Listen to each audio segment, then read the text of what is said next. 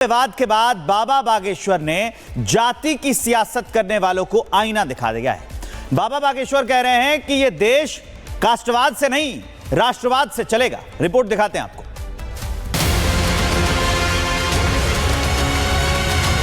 जब तक तन में प्राण है, जिएंगे हिंदुओं के लिए, मरेंगे हिंदुओं के लिए। जीवन हमारा हिंदुत्व के लिए था, है, और कितनी भी परेशानियां आ जाएं न हम डिगेंगे। हमें भरोसा है अपने बजरंगबली पर। बागेश्वर धाम सरकार के नाम से मशहूर पंडित धीरेन्द्र कृष्ण शास्त्री सिर्फ चमत्कारी कथावाचक नहीं हैं, बल्कि अब वो बन चुके हैं धर्म और राजनीति के संगम का चेहरा। और यही कारण है कि वो विपक्ष के आंखों की किरकिरी भी बने हुए हैं। पिछले कई दिनों से जारी दक्षिणा विवाद को लेकर धीरेन्द्र शास्त्री ने बेबाकी से अपनी बात पूरे देश के सामने रखी। वहीं सपा अध्यक्ष अखिलेश यादव के आरोपों पर उन्होंने रिपब्लिक भारत से खास बातचीत में ये साफ कर दिया कि वो राजनेताओं पर टिप्पणी नहीं करते। हम राजनेताओं पर टिप्पणियां करते नहीं हैं। राजनेताओं की अपने अपने लेवल होता है। हम साधु परंपरा के हैं तो हम सनातन पर बात कर पाएंगे, वो उनका अपना निजी विषय है। हम किसी भी राजनेता पर, किसी ने हम पे भी टिप्पणी की हो, उसको हम धन्यवाद देंगे। हम किसी भी राजनेता पर टिप्पणी नहीं करते। धीरेन्द्र शास्त्री भले ही कह रहे हों कि वो राजनेताओं पर टिप्पणी नहीं करते, लेकिन उनके बयानों में सनातनी और सियासी दोनों की झलक देखने को मिल जाती है। उन्होंने अखिलेश का नाम तो नहीं लिया, लेकिन देश में जाति की सियासत करने वालों को करारा जवाब जरूर दे डाला। इस देश को अगर भव्य बनाना है, देश को दिव्य बनाना है, तो कास्टवाद से नहीं बनेगा, राष्ट्रवाद से बनेगा। हम पुनः पदयात्रा कर रहे हैं दिल्ली से वृंदावन तक। पहली जो पदयात्रा थी उसका नारा भी यही था, भेदभाव जात पात की करो विदाई, हम सब हिंदू भाई भाई। दरअसल पिछले एक साल में उन्होंने राम मंदिर, सनातन धर्म और हिंदू राष्ट्र के मुद्दों पर खुलकर बयान दिए। बाबा बागेश्वर को बीजेपी का कथित समर्थन भी मिला। सनातन का डंका बजाते बजाते वो धीरे धीरे बड़ा सियासी चेहरा भी बन गए। कथा के मंच पर हिंदू एकता के हुंकार, फिर सोशल मीडिया पर भगवाधारी युवाओं की फौज और उसके बाद नेताओं के दरबार में सम्मान। बाबा बागेश्वर की सभाओं में अब नेता भी दिखते हैं। ऐसे में धर्म और सियासत का संगम कई सवाल खड़े करता है। क्या यह सिर्फ धर्म का प्रचार है या धीरे धीरे एक संगठित हिंदुत्व एजेंडे का विस्तार? बाबा बागेश्वर अब सिर्फ एक धार्मिक नाम नहीं रहे, वो एक प्रभावशाली शक्ति बन चुके हैं। धीरेन्द्र शास्त्री का सत्ता के करीब जाना विपक्ष की नींद हराम कर रहा है और जाति की सियासत करने वाले बाबा के हिंदुत्व के हुंकार से डरे हुए हैं। Bureau report, Republic Bharat. विवाद के बाद बाबा बागेश्वर ने जाति की सियासत करने वालों को आईना दिखा दिया है। बाबा बागेश्वर कह रहे हैं कि यह देश कास्टवाद से नहीं राष्ट्रवाद से चलेगा। रिपोर्ट दिखाते हैं आपको।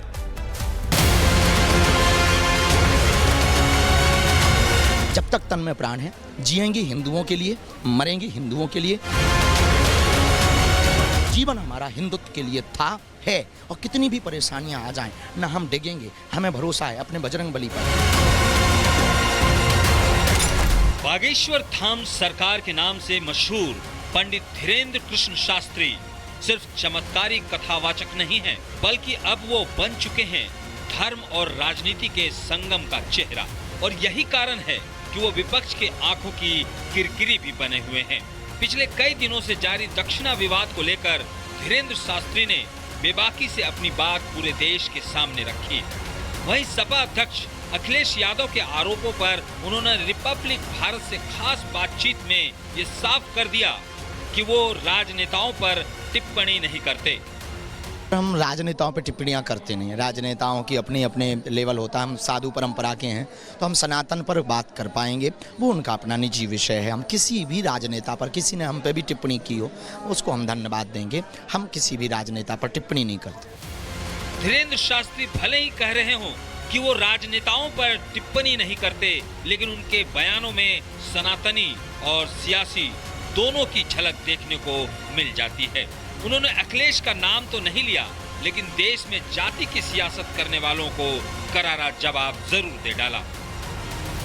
इस देश को अगर भव्य बनाना है, देश को दिव्य बनाना है, तो कास्टवाद से नहीं बनेगा, राष्ट्रवाद से बनेगा। हम पुनः पदयात्रा कर रहे हैं दिल्ली से वृंदावन तक।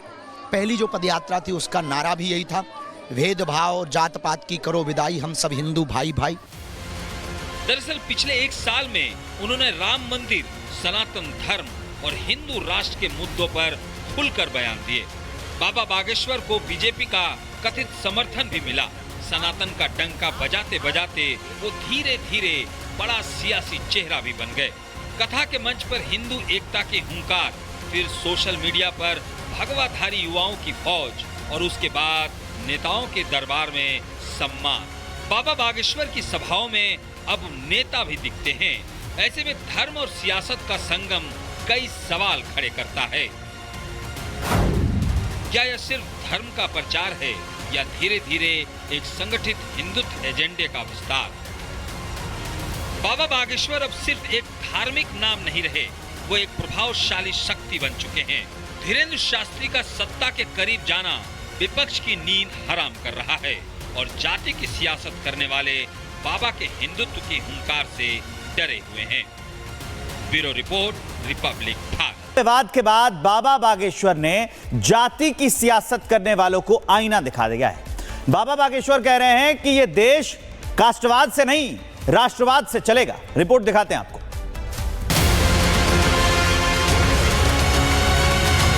जब तक तन में प्राण है, जिएंगे हिंदुओं के लिए, मरेंगे हिंदुओं के लिए। जीवन हमारा हिंदुत्व के लिए था, है, और कितनी भी परेशानियां आ जाएं ना हम डिगेंगे। हमें भरोसा है अपने बजरंग बली पर। बागेश्वर धाम सरकार के नाम से मशहूर पंडित धीरेन्द्र कृष्ण शास्त्री सिर्फ चमत्कारी कथावाचक नहीं हैं, बल्कि अब वो बन चुके हैं धर्म और राजनीति के संगम का चेहरा। और यही कारण है कि वो विपक्ष के आंखों की किरकिरी भी बने हुए हैं। पिछले कई दिनों से जारी दक्षिणा विवाद को लेकर धीरेन्द्र शास्त्री ने बेबाकी से अपनी बात पूरे देश के सामने रखी। वहीं सपा अध्यक्ष अखिलेश यादव के आरोपों पर उन्होंने रिपब्लिक भारत से खास बातचीत में ये साफ कर दिया कि वो राजनेताओं पर टिप्पणी नहीं करते। हम राजनेताओं पे टिप्पणियां करते नहीं हैं। राजनेताओं की अपने अपने लेवल होता है। हम साधु परंपरा के हैं तो हम सनातन पर बात कर पाएंगे, वो उनका अपना निजी विषय है। हम किसी भी राजनेता पर, किसी ने हम पे भी टिप्पणी की हो, उसको हम धन्यवाद देंगे। हम किसी भी राजनेता पर टिप्पणी नहीं करते। धीरेन्द्र शास्त्री भले ही कह रहे हों कि वो राजनेताओं पर टिप्पणी नहीं करते, लेकिन उनके बयानों में सनातनी और सियासी दोनों की झलक देखने को मिल जाती है। उन्होंने अखिलेश का नाम तो नहीं लिया, लेकिन देश में जाति की सियासत करने वालों को करारा जवाब जरूर दे डाला। इस देश को अगर भव्य बनाना है, देश को दिव्य बनाना है, तो कास्टवाद से नहीं बनेगा, राष्ट्रवाद से बनेगा। हम पुनः पदयात्रा कर रहे हैं दिल्ली से वृंदावन तक। पहली जो पदयात्रा थी उसका नारा भी यही था, भेदभाव और जात पात की करो विदाई, हम सब हिंदू भाई भाई। दरअसल पिछले एक साल में उन्होंने राम मंदिर, सनातन धर्म और हिंदू राष्ट्र के मुद्दों पर खुलकर बयान दिए। बाबा बागेश्वर को बीजेपी का कथित समर्थन भी मिला। सनातन का डंका बजाते बजाते वो धीरे धीरे बड़ा सियासी चेहरा भी बन गए। कथा के मंच पर हिंदू एकता के हुंकार, फिर सोशल मीडिया पर भगवाधारी युवाओं की फौज और उसके बाद नेताओं के दरबार में सम्मान। बाबा बागेश्वर की सभाओं में अब नेता भी दिखते हैं। ऐसे में धर्म और सियासत का संगम कई सवाल खड़े करता है। क्या यह सिर्फ धर्म का प्रचार है या धीरे धीरे एक संगठित हिंदुत्व एजेंडे का विस्तार? बाबा बागेश्वर अब सिर्फ एक धार्मिक नाम नहीं रहे, वो एक प्रभावशाली शक्ति बन चुके हैं। धीरेन्द्र शास्त्री का सत्ता के करीब जाना विपक्ष की नींद हराम कर रहा है और जाति की सियासत करने वाले बाबा के हिंदुत्व की हुंकार से डरे हुए हैं। Bureau report, Republic